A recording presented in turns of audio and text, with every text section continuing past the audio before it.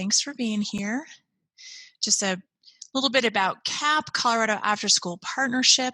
We are a statewide network of after-school providers and professionals that work in the after-school field, and we are also part of a larger 50 statewide network.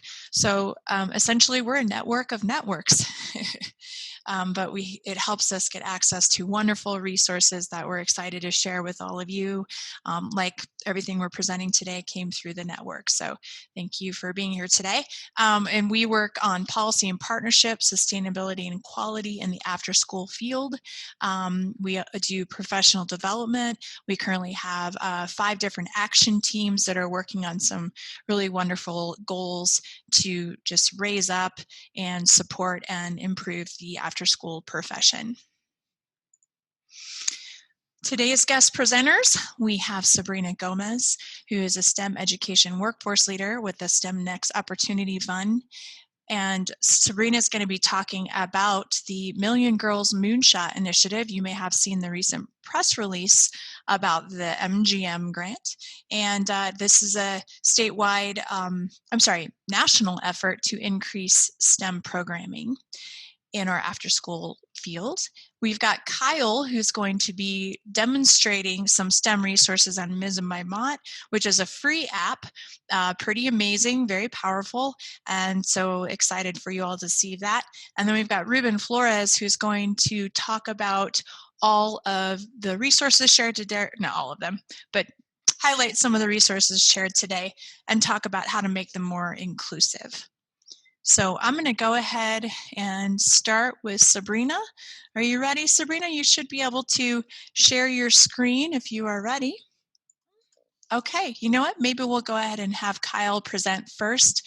Kyle, do you want to show off the Mizzen by MOTT app and some of the STEM resources that are available through that app? Okay, hopefully you can hear me now. Yes. There we go. All right, all the mute buttons. Let me just try to get my screen, my phone shared to the computer, and then, then I can share my screen to all of you. All right, hopefully you can see. Yes. Fantastic. Well, all right, good morning, everyone. My name is Kyle. I'm the customer support specialist for Mizzen by MOTT. So thank you for giving me the opportunity to join today and talk about some exciting STEM content that we have for you in Mizzen. So kind of run through things really quickly in case you haven't seen Mizzen before. It has 5 major functional areas. So the home screen, which is what we're looking at now, shows a preview of your day and highlights both curricular content and professional development. That professional development content changes daily. We also have, if we load through here to the main menu area, we have groups, which are a flexible way to organize your kids and the activities they'll be participating in. It also allows for taking attendance. Content, which is where we're going to spend a good chunk of our time today, which contains all the curricular content, including all of the STEM activities that we'll be discussing today. Pro tips is the next area. That is the area that contains professional development content. And finally, messages, which allows communication between members of the same organization. So to begin, we'll look at the curricular content over here in the content area. Content comes in 3 forms: activities, modules, and playlists. Activities are meant to be completed in a single session. Typically, they range from around 15 minutes to sometimes a little over an hour. Modules are collections of activities that are meant to be completed in an order and are very closely related. Playlists are also collections of activities, but they're a little bit more thematic in nature. So along the top here, we have, in the content screen, we can select the type of content we're looking for. For this first example, I want to show you a playlist from the California Academy of Sciences that teaches your kids how to create science notebooks. So if we go here to the playlists area, and you can see we have some featured content along the top here. I can scroll left to right to see it. We also have new editions displayed prominently at the very top here. And then below we have all of the different categories. We're going to scroll all the way to the bottom here to STEM. So over here we have science notebooks. If I tap on it, it's going to give me details about this playlist. So it includes the grade range, duration of the playlist. We can see it's 7 hours and 15 minutes for all of the activities that are part of this playlist. And it gives us a little bit of information about the playlist here. So it gives us about this playlist area. Uh, we can also tap on any of the activities that are present here in this particular playlist. We'll just hit the top one here. It gives us a little detail about that. If I tap view, it'll take me to that activity. Something that you might notice here is the activity is laid out similar to the playlist. So everything in Mizzen has the same structure. So after you've reviewed one piece of content, you'll know kind of what to expect of all of the others. So here you can see we've got a duration of about an hour for this activity. Grade range is K-12. And we've got a little bit of information about the activity, some of the learning objectives. This one here has, getting started with the science notebooks, trying to get the kids familiar with it. We have materials. So this one here being a notebook, we got some colored pencils, markers, and so on. So you know exactly what materials are necessary to complete the activity. Any preparation steps. So here we've got all of the outline of what you need to do to prepare to teach this activity to your students. Then we have the activity steps themselves. And one of the things I wanted to point out here along the bottom is related pro tips. So this particular activity has a set of pro tips, which are the professional development curriculum. And this is for you. So this is the California of Sciences. They've included these pro tips for you to help you teach this particular lesson, this activity, as well as you possibly can. So each piece of content also has 3 buttons. I'm going to scroll up here just a little bit so we can easily see them. You can see those right here. Try to point those out. The first one is a print button, so you can easily print this activity to show to other instructors, have it on hand in the classroom. The middle button is a bookmark button. We'll kind of talk about bookmarks here in a minute. And then the bottom one is a schedule button. So if I tap this, we will be able to schedule it for a group, and groups are the way that you organize and schedule for your kids. So I'm going to schedule this one here just for one of the groups that I've set up for this particular demo.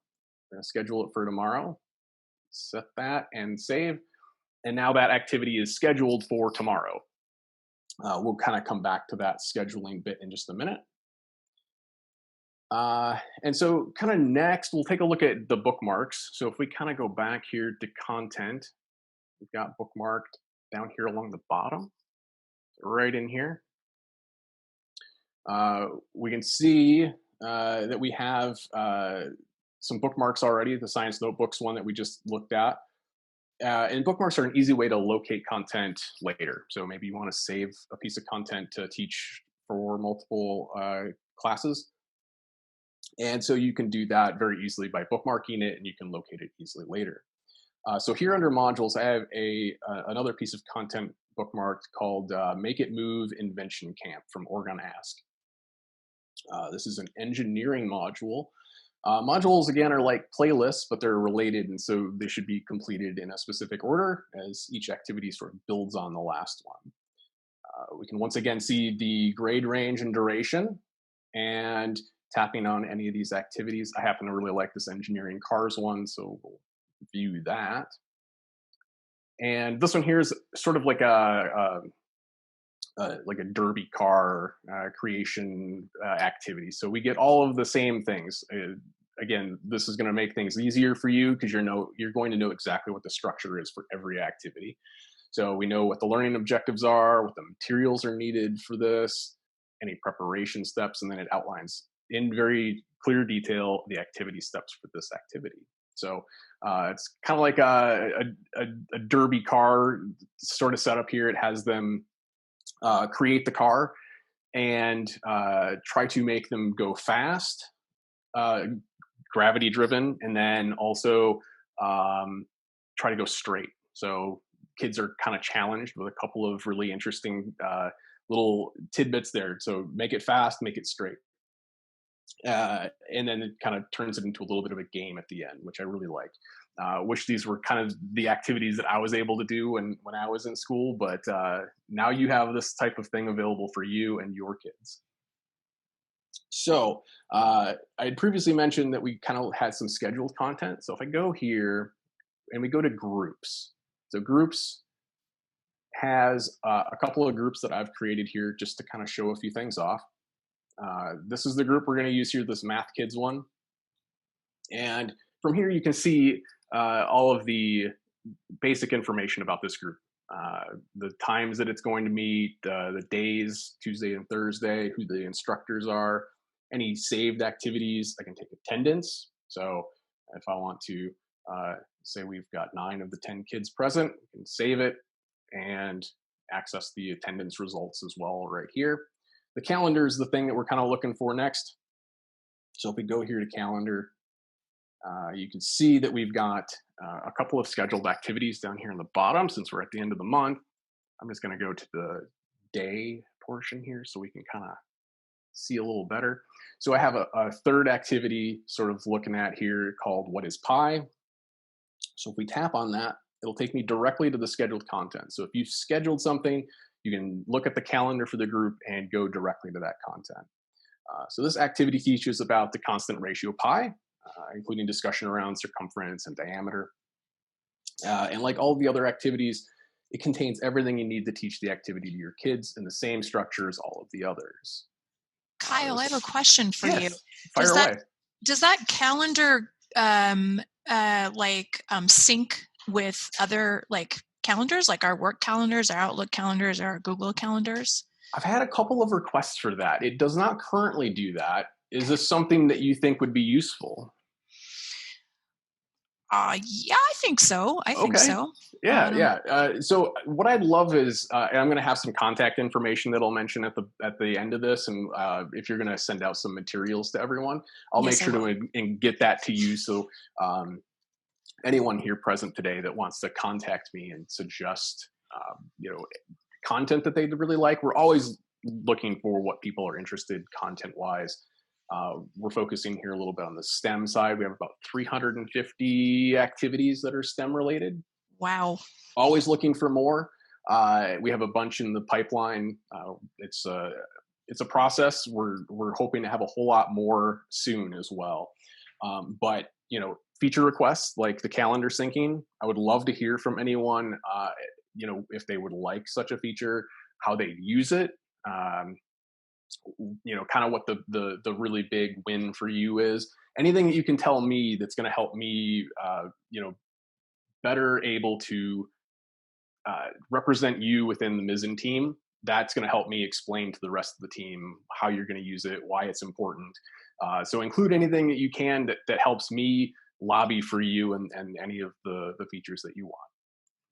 But we'll get you that information so you can get in contact with me afterwards. And even then, if you have questions, you have any trouble using the app, I'm the support guy. So any questions you have, I'm happy to answer them. Both now, I'm going to try to leave a little bit of room here so that we can talk with any questions. But does that kind of answer your question? I know it's not a very direct one, but it's something we have heard about. Yeah, so it's a not at this time, but it may be in the works. Yeah. I can make no promises, but the more that you tell me that you want this thing, then the more I can lobby for it and try to get it for you. So definitely, if that's something that interests you, I want to hear about it. Okay. Cool. Very good question, though. So that's kind of the very basic look at, activities. We can kind of look very briefly at search real quick. So if we go to search here in the content area, this is kind of one of the ways you're going to find the content the best, I think. So using the search feature, you can narrow the scope based on a kind of a variety of criteria. So you can search for things like, whether you want a playlist or module or activity. You can specify a category. In this case, I have already specified STEM, and all of the categories appear here. So if you're looking for something else, there's categories outside of STEM here as well.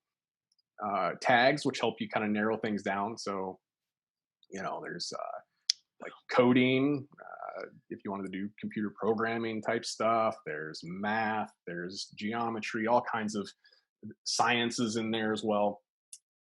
Duration, maybe you have a time limit and you want to specify, show me only those that are, say, 30 minutes or less, or maybe you've got a lot of time. You want to do something that's a couple of hours long.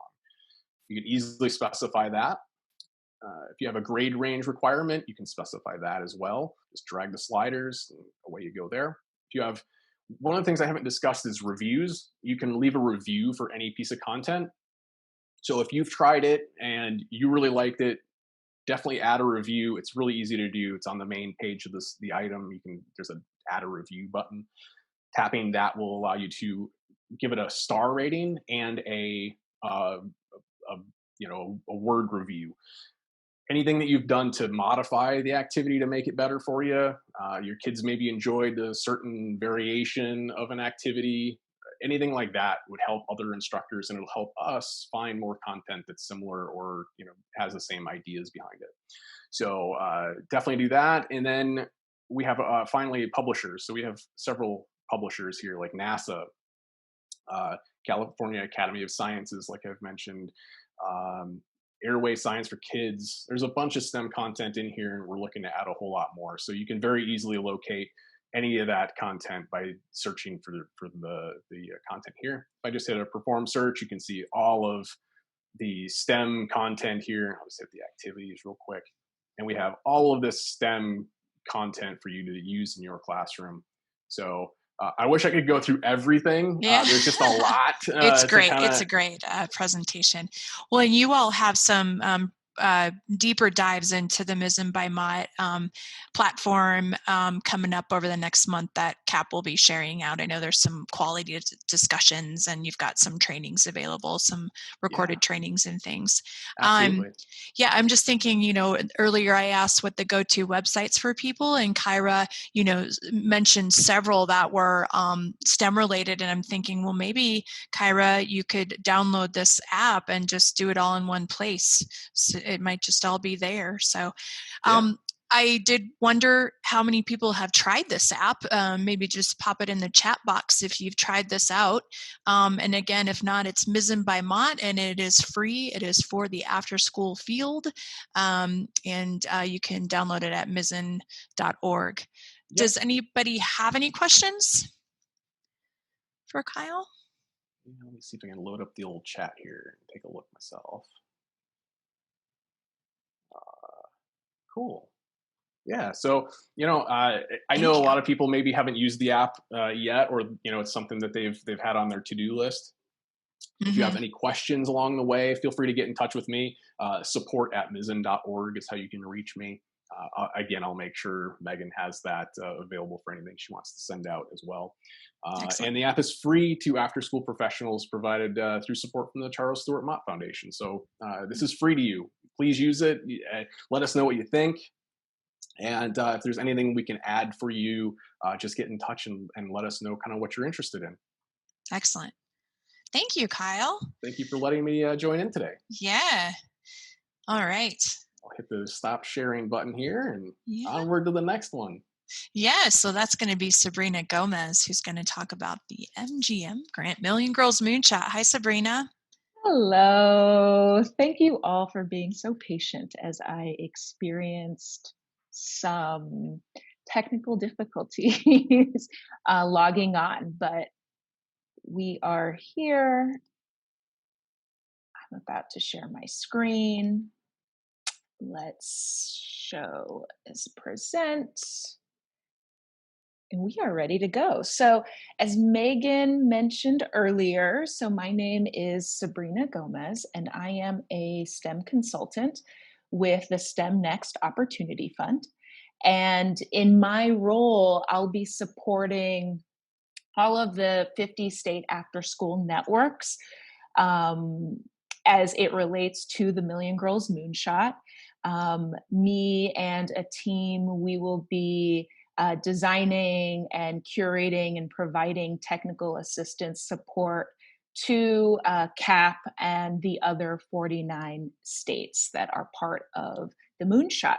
So today I just want to give you a very quick overview of the Moonshot, why we felt that a Moonshot was needed, And then most importantly for you all here, what resources are available to CAP and you all through the Moonshot. So why do we need a moonshot? So really the Million Girls Moonshot initiative is rooted in two main kind of pillars. So first you see up on the screen that year after year, millions of STEM jobs really go unfilled in the United States, even though they are on the rise. And secondly, we see that if young people aren't exposed, if they're not engaged, if they don't have opportunities to really participate in authentic STEM learning experiences as youth, the likelihood of them to pursue and enter the STEM workforce in those fields is pretty slim. And we see really when it comes to girls and youth of color, there continues to be systemic barriers that exist for girls and youth of color to participate. And this presentation will be available to Megan and then to you all as well. So ultimately, the Million Girls Moonshot aims to cultivate 1 million more girls with an engineering mindset. Now here, I do want to kind of talk about what we mean by an engineering mindset. It does not mean that 1 million more girls will be engineers, although that is fantastic and a really noble goal. Engineering mindset is really a little bit more broad. It really means all of the skills and the capacities for girls and young people to not only identify challenges and problems that exist in their communities in the world, but to be able to build solutions, to create solutions to tackle some of those challenges and those problems that they experience on a daily basis. And I think if this current climate has it has shown us many things, but one of the things that it has definitely shown me is that our need for kind of creative thinkers and innovators. So the Moonshot is really rooted in research and best practice. And here on the screen, you'll see some of those kind of the research and the best practices that were taken into account when creating the Moonshot and the 4 programmatic transformative practices that are part of the Moonshot. So those 4 transformative practices that are part of the Moonshot are 1, an engineering mindset, 2, equity and inclusion, 3, the need for diverse role models, mentors, and engaging families, and 4, cultivating STEM pathways that lead on to careers. So what does this mean for you? So as part of the Moonshot, so Megan, CAP, and the 49 other after-school state networks, every month they receive a monthly asset package via email. And that package really is focused on the content. One of the 4 transformative programming areas you see here. So one month, the focus could be engineering mindset. Another month, it could be resources around equity and inclusion. And each month, as part of the resources, we also are hosting and facilitating webinar series focused on these 4 transformative programming areas. So each month, in addition to the webinars and the links, these asset packages also contain kind of tried and true activities for youth and families that we're kind of calling together at home. So activities that youth can do with families, with their community at home, since most of our youth are still in a kind of remote learning virtual space. And all of the kind of asset packages and information from previous months you can find at the Afterschool NP Toolkit. The link is here. Wonderful, thank you. I did want to just add, I know you're not quite done, but I did want to add that CAP is working on getting the monthly resources put up on our website, and we do have a link to the upcoming trainings that are being offered. And so, but I can't email it out to everybody. I'll include it in the follow-up email. There's so many great things on it, as well as, and then you can let me know too if you would like me to send out the previous months. So there's a lot that is available to people. Yeah, and thank you, Megan. That's great, because on CAP's website, you'll see these webinars. So these are the upcoming webinars through the Moonshot. So we're in the middle of a 3-part engineering mindset kind of deep dive. We have a webinar coming up focused on how we brought in participation in Afterschool, especially in this kind of remote virtual climate. And you'll see some of the other offerings. So definitely keep tuning into the CAP website, keep going there, and keep seeing all of these great resources. So any questions? So I'll pause here for questions, but then I do want to provide 3 concrete examples of what some of those activities are that are a part of these kind of monthly packages. So I'm going to kind of stop sharing. Any questions from what we've seen? Have one person ask if we could email out the webinar links. So I think the past webinars, are those located in one spot? Is that the? Yes.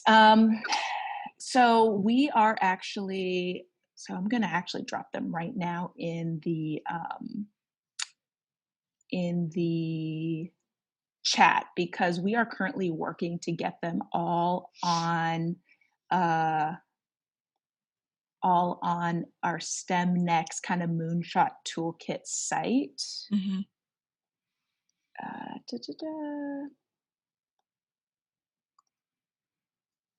Oh, can I drop that? Might be too big. Can I send them as a follow-up? Yeah, that'd be great. Thank you. Oops, not that. Okay.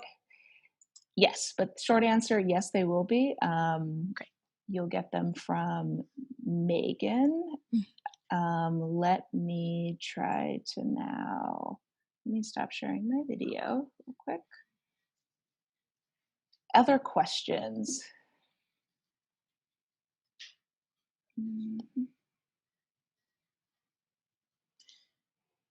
As questions come up, feel free to unmute too and ask them. Okay, so I'm going to drop in the chat. So this is an example link to an engineering design activity that can be done in Afterschool that really kind of exemplifies what we mean by an engineering mindset and how to cultivate some of these practices in our youth.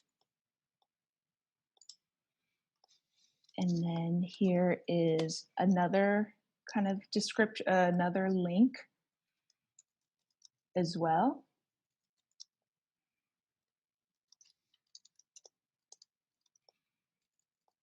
And I'm also going to drop,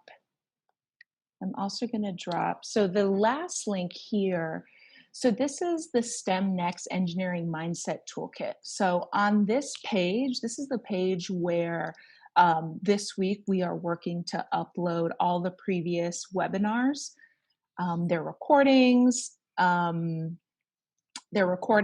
materials and such. On that STEM Next Toolkit, you'll find a really cool engineering design activity asking youth to create their very own coronavirus mask. So the recording that leads educators through the activity, along with the lesson plan and a student journal, is on that STEM Next toolkit, Moonshot toolkit.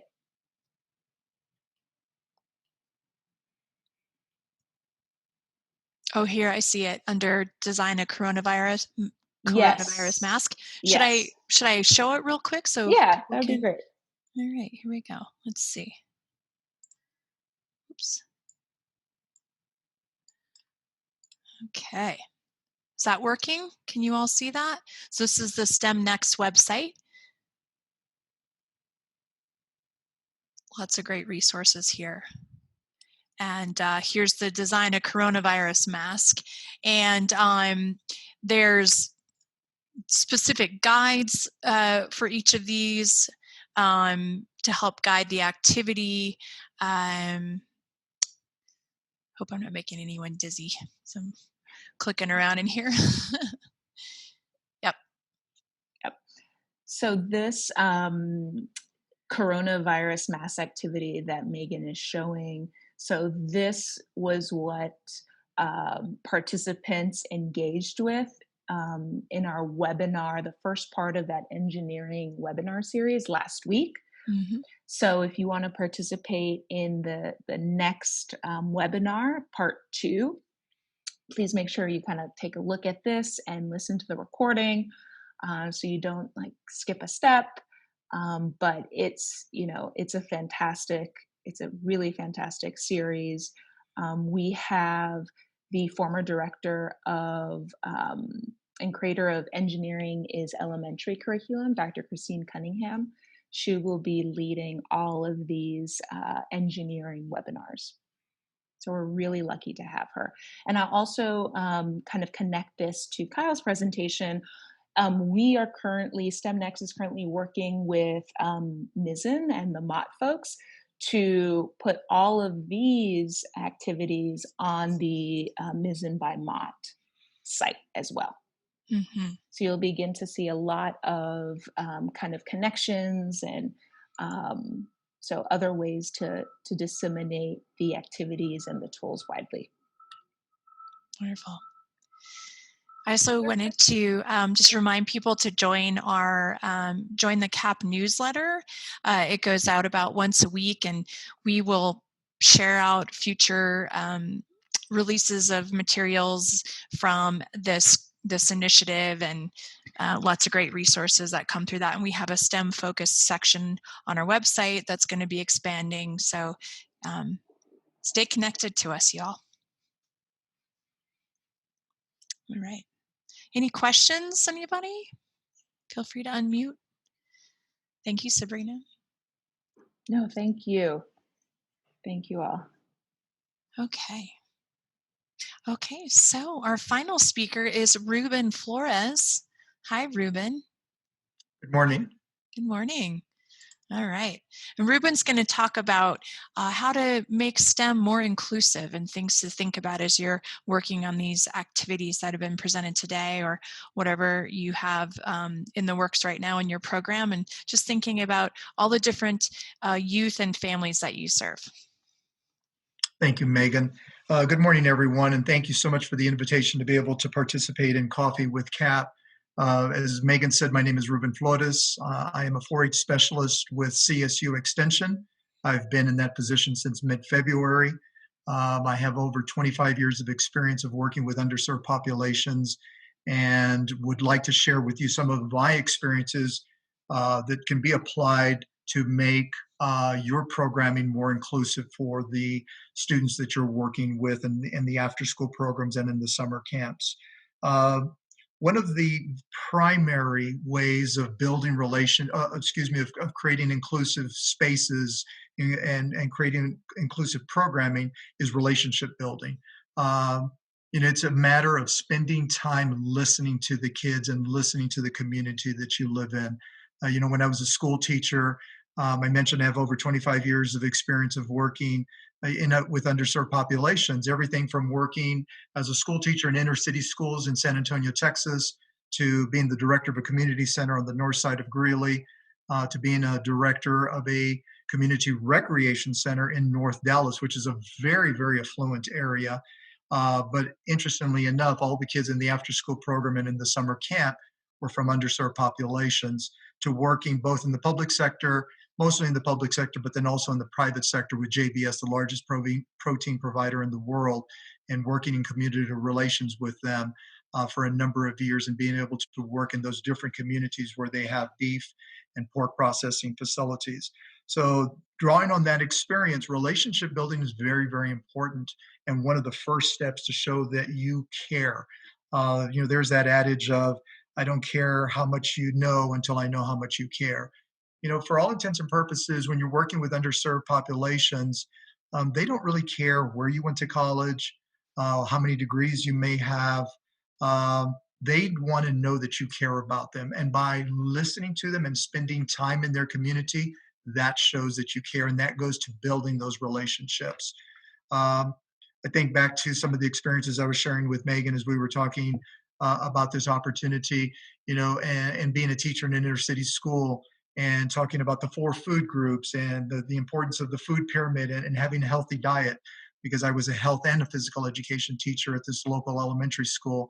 And there was these blank stares from the kids. And it wasn't until I started making home visits to the families in the neighborhood that I started realizing that a lot of them don't even have enough to eat, much less be worried about a balanced diet in the 4 food groups and what the food pyramid. So spending time in the community and getting to know your community goes a long way in that relationship building and showing that you care. I would think back to a 5th grader at this local elementary school asking, "Why do you spend so much time here?" And I said, "Because I like working here. This is what I do." And then the follow-up question was, "Well, are you married?" And I said, "No, I'm not married." And he said, "Well, no wonder you spend so much time here." So he couldn't see past that. It wasn't that I wasn't married and didn't have a family or I was in a relationship, but it was that they couldn't see that I was there because I cared and that I wanted to make a difference. Creating a safe space goes a long ways in building those relationships and creating inclusive programming, because sometimes in underserved populations, the home life may not be stable.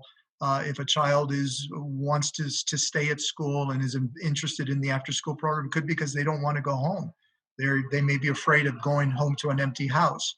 And we know that kids going home to empty houses is one of the reasons that kids get involved in making bad choices and getting involved in some bad behaviors.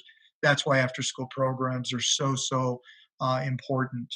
And then it's very, very interesting because both Kyle and Sabrina alluded to and spoke about the relevance of these programs or these activities.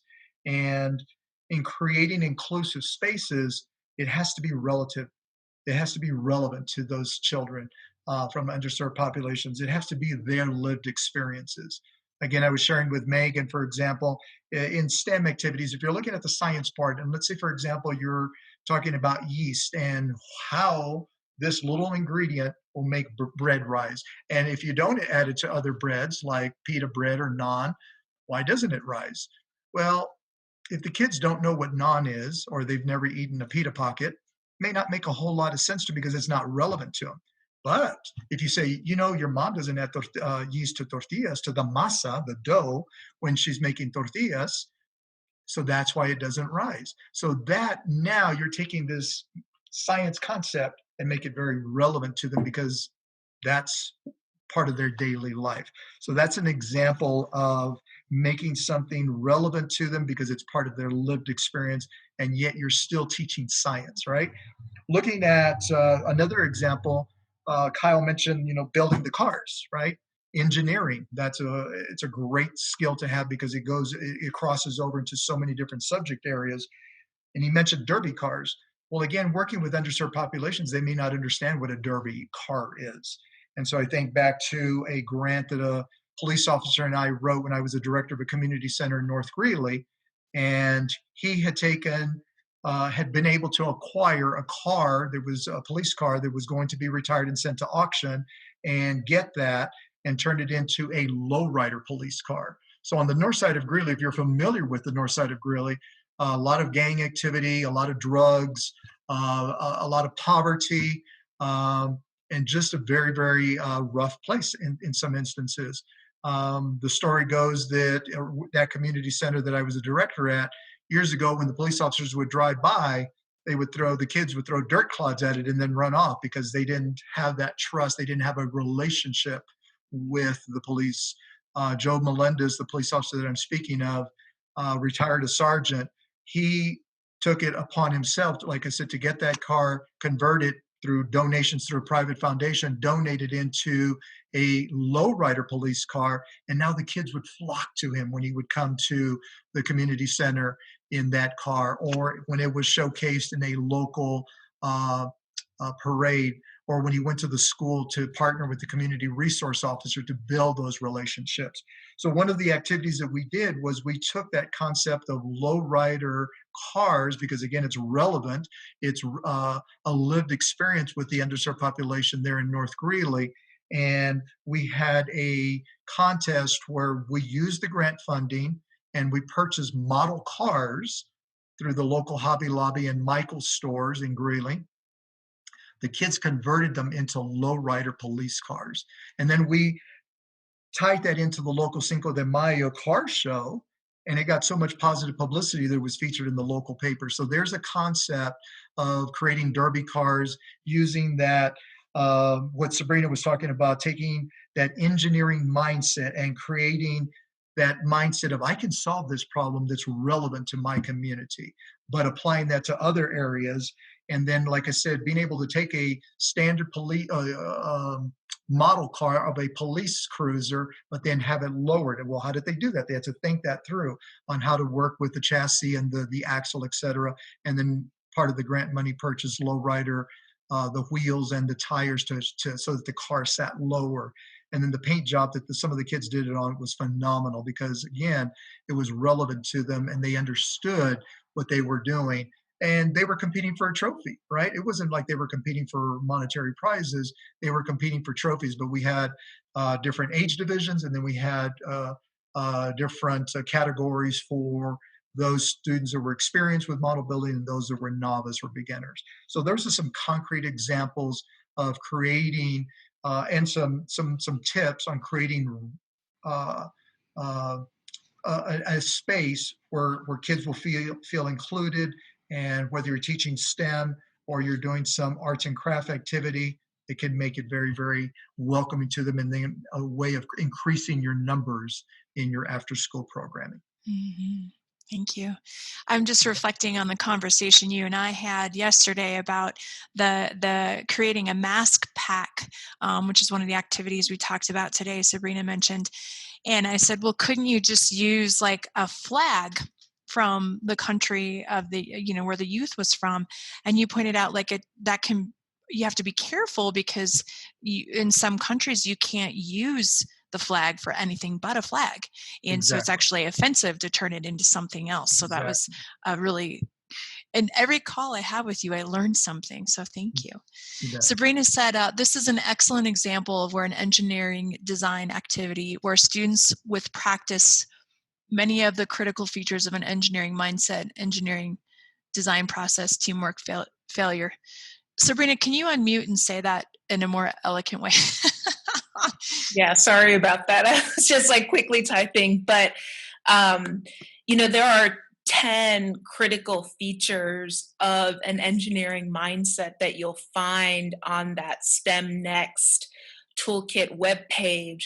And some of those features are what Ruben described. So the engineering design process, that's one feature. Another is teamwork, right? Engineers work in teams, as students will work with other students to, design, this derby car. Also, failure and iteration, right? Engineers very rarely get it right kind of the first time, right? They have to kind of try, build, test, and then if it doesn't work, right, they have to iterate. So these are the kinds of activities that, when done consistently and early on in a young person's in education and after school, over time, these skills will just become second nature. You know, they won't kind of get hung up on, you know, my design didn't work the first time, you know, darn it. They'll just be like, well, my design didn't work the first time. Let me see why and then try something else, right? Thank you. I wish I had learned early on to be comfortable with failure, right? That it's part of the process. Well, thank you, Ruben. Does anybody have questions for Ruben or questions in general? Feel free to unmute if you have a question, or maybe there's an activity you're trying out and you're curious to talk with Ruben about how to make it more inclusive.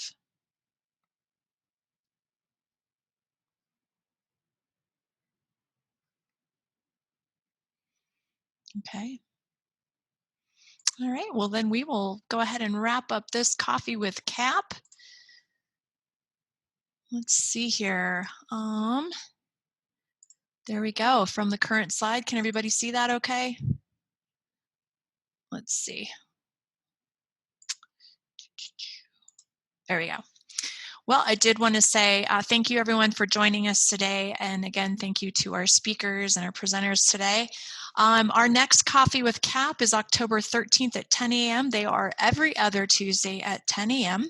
So, you know, put that in your calendar. Our next one's going to be all about lights on after school. It is on this year. It is October 22nd. It may look different than last year, but we are just wanting to see lots of participation this year. We hope that you will join the celebration. And if you join us at the next Coffee with Cap on October 13th, we're going to have some people talking about some of the things that they're doing, some of the creative ways that they're working with our limitations of COVID and how they are going forward with their Lights On celebration. So join us or share out what you're doing. We also have 2 professional development opportunities. These are free virtual trainings, trauma-informed care.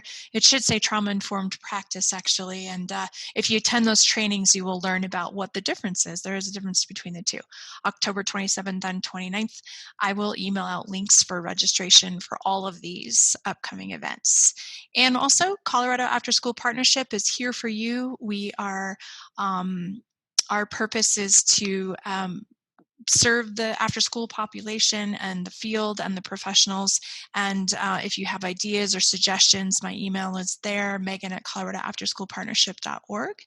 And just a couple of notes here. We have, as I said earlier, we have action teams that are working on all sorts of cool stuff for the after school field. Also, we are looking for programs to submit a short video for the Lights On celebration. And we have Mission to Mars 4-H STEM kits to give away for those who submit a video. I'll send out information by email about that.